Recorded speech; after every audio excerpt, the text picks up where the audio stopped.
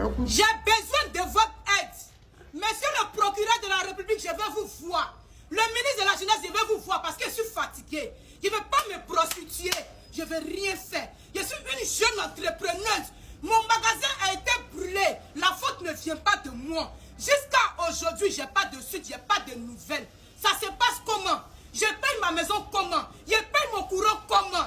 Je ne veux pas aller me prostituer. Je paye mes riz. Je paye tout. Mon magasin est brûlé, je n'ai pas de suite. Je n'ai pas de suite. On est dans un pays de droit. Dans un pays de droit. Depuis là, il n'y a pas de nouvelles. Regardez mon magasin, monsieur le procureur. Monsieur le procureur, regardez mon magasin. Le ministre de la Jeunesse, regarde mon magasin. J'ai décidé de ne pas voler, de ne pas me prostituer. Mais le feu n'est pas quitté dans mon magasin. J'ai perdu plus de 20 millions. Où je suis là? Je suis venu vous interpeller. Je suis venu vous interpeller. C'est ça là, je prends pour subvenir à mes besoins, à tout. Je suis fatigué. Aidez-moi à partager ma vidéo au procureur de la République et au ministre de la Jeunesse. Mon affaire là, depuis, il n'y a pas encore eu de résultat. Vous-même regardez, elle va filmer un peu pour vous montrer. Regardez tout ça là. Regardez vous-même ici. Regardez. Regardez vous-même. Les amis, vous venez de voir la vidéo de ces jeunes dames là. Aujourd'hui, nous sommes dans un pays où on dit que le droit, il fait son travail, et que la loi travaille bien et que tout va bien.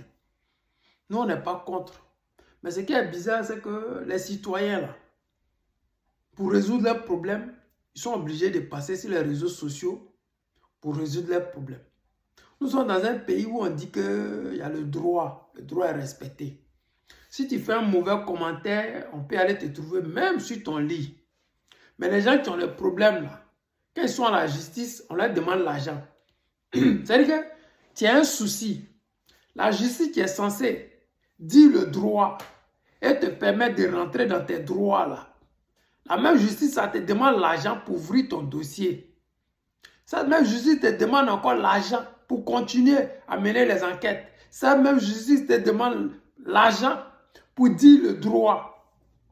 Donc, comme c'est comme ça, là, ça fait que ceux qui ont l'argent, là, quand ils ont tort, ils ont toujours raison.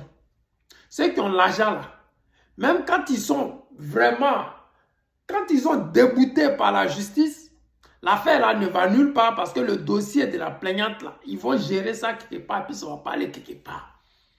Vous avez vu le cas de Komé Bakary. La justice lui a donné tort, donné raison à Dame Touré, les Dames Irié. Mais jusqu'à aujourd'hui, il ne les a pas dédommagés. Ils n'ont pas retrouvé leurs terrains, ni même les maisons qui se trouvaient sur les terrains que Komé Bakary a cassés. Komé Bakary étant condamné par la justice ivoirienne, n'est jamais allé en prison, il ne se reste qu'une seule semaine ou même un jour. Il est là, il est en liberté. Cette dame-là, son magasin a pris feu. Et le feu ne vient pas d'elle. L'assurance doit lui verser de l'argent, doit la dédommager pour lui permettre de continuer ses activités. Mais jusqu'à présent, comme en Côte d'Ivoire, ceux qui ont l'argent payent la justice pour ne pas rendre la justice. Voilà pourquoi ces 20 millions-là sont calés dans un couloir et puis on ne sait pas c'est comment. Mais laissons ça de côté. Supposons que le ministre de la Jeunesse reçoit 1 milliard par jour pour la jeunesse ivoirienne. Cette jeune dame-là, elle a besoin d'aide. Est-ce qu'il ne serait pas encore facile pour nos autorités de lui venir en aide? Parce que ce n'est pas une personne qui va fuir. Tu ne peux pas avoir 20 millions dans un business qui a pris feu, qui n'est pas de ta faute. Et que nos autorités ne se penchent pas sur ton cas et débourser peut-être à 30 millions pour te relever. Si on donne 1 milliard à la jeunesse par jour et que c'est une jeune fille, son business est brûlé. Mais en temps normal, là, vous devez venir l'aider pour la permettre de se lever de là où elle est. C'est là on devrait voir votre utilité. C'est là on devrait voir l'utilité de 1 milliard qu'on donne par jour.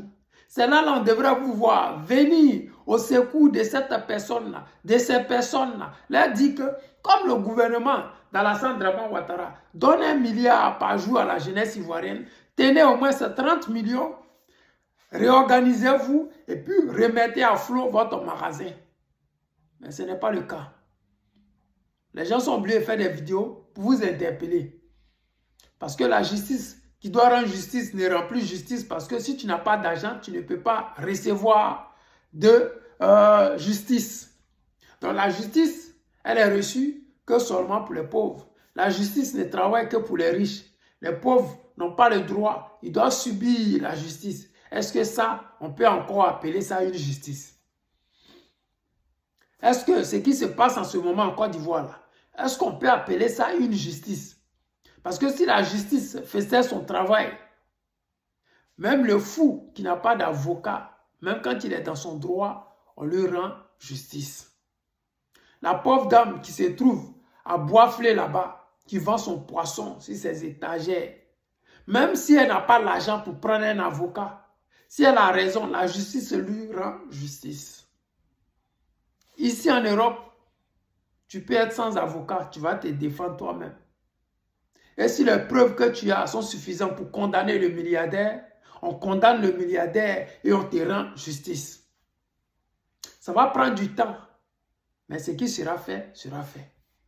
Parce que les gens ici, là, ils se respectent, ils respectent la loi. Soit l'affaire ne sera pas jugée parce que celui que tu veux juger, il est trop derrière.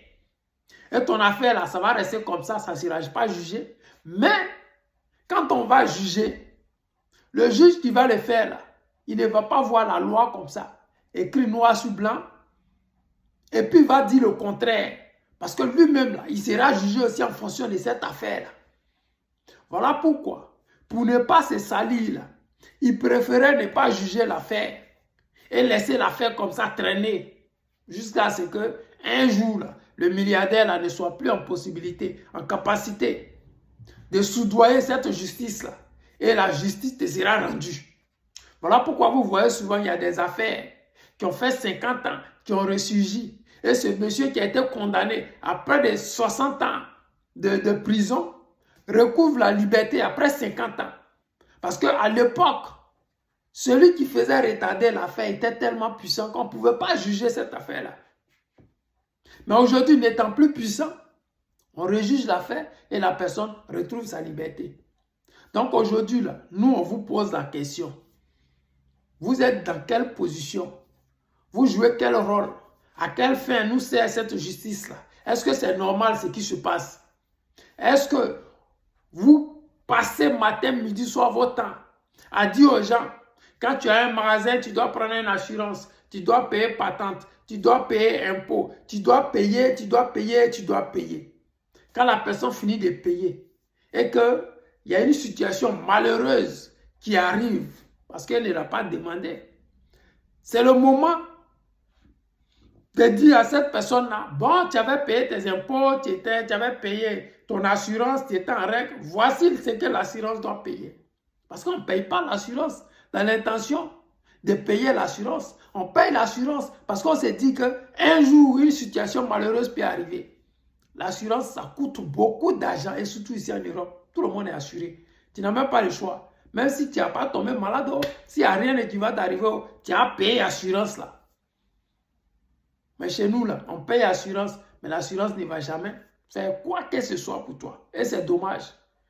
Madame, soutien à vous.